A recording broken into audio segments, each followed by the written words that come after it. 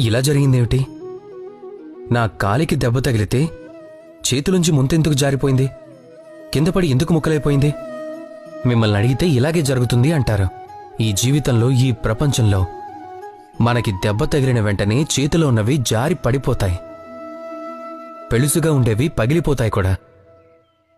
ఒక పని చేద్దాం మనం. ముందుగా మీకొక విషయం చెప్తాను. దెబ్బ తగిలి కింద పడినప్పటికీ కూడా ప్రపంచంలోని ఏ వస్తువైనా చేతిలోంచి జారిపోవచ్చు. కానీ విజయం చేతిలోకి వస్తుంది. మీరు ఎంత వేగంగా కింద పడినప్పటికీ, గాయపడినప్పటికీ భవిష్యత్తు మాత్రం భవ్యంగా మారుతుంది. ఈ దెబ్బలే, ఈ వైఫల్యాలే, ఈ కష్టాలన్నీ కూడా అగ్ని బంగారాన్ని ఎలా మలుస్తుందో అలాగే మనల్ని కూడా మలుస్తుంది. కనుక జీవితంలో మీరు ముందుకు నడుస్తూ ఉంటే చాలు, దృఢ సంకల్పంతో నడిస్తే చాలు. ఎదురు దెబ్బ తగిలి కింద పడ్డందుకు భయపడకండి.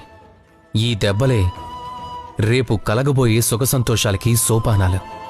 ఈ సుఖసంతోషాన్ని పొందాలంటే ముందుగా మీరు కింద పడాలి, మెల్లగా పైకి లేవాలి, మళ్ళీ మిమ్మల్ని మీరు దిద్దుకుంటూ ముందుకు సాగాలి. రాధాకృష్ణ.